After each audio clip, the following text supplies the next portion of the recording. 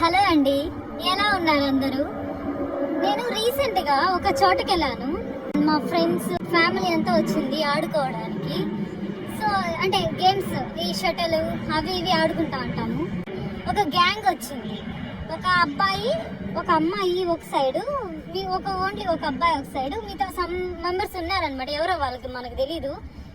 కానీ అక్కడ ఏం జరిగిందంటే, ఇద్దరు అబ్బాయిలు ఉన్నారు. అమ్మాయి ఉన్నింది ఒక అబ్బాయి పక్కన, ఇంకొక అబ్బాయి తరపున ఇంకొక కొంతమంది ఉన్నారు. ఎట్లా కొట్టారంటే, ఒక్కొక్కరు ఫుట్బాల్ ని ఎలా కిక్ చేస్తాము అలా కిక్ చేశారు విత్ షూ. మాకు దూరంగా ఉన్నప్పుడు మాకు ఆ షూ ఒక మార్క్ కూడా బాగా క్లియర్ కట్ గా తెలిసింది.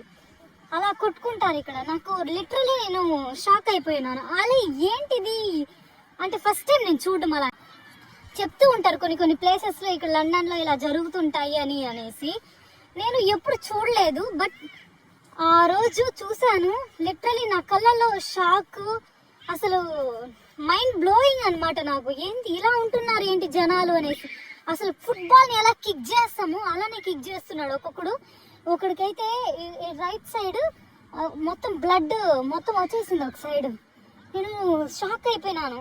అరే ఇట్లు కూడా కట్టుకుంటారా, ఇట్లు కూడా గ్యాంగ్స్ ఉంటారా ఇక్కడ అని. మేము ఒక సైడ్ కల్లా కూర్చున్నాము, తమిళోళ్ళు వేరే ఇంకొక సైడ్ కల్లా కూర్చోన్నారు.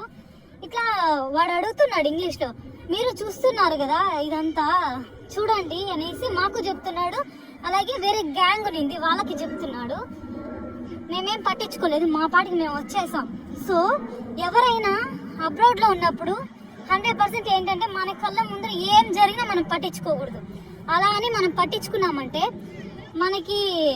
మనం మంచి అనుకుంటాం, కానీ ఎదుటోళ్ళు మనం మంచి అనుకోరు కదా. బయట ఉన్న వాళ్ళు చాలా జాగ్రత్తగా ఉండండి. ఎందుకంటే మనం కంట్రీ వదిలేసి వచ్చాం కాబట్టి ఇక్కడ ఎలా ఉంటారు ఏంటి అని మనకు అస్సలు తెలియదు.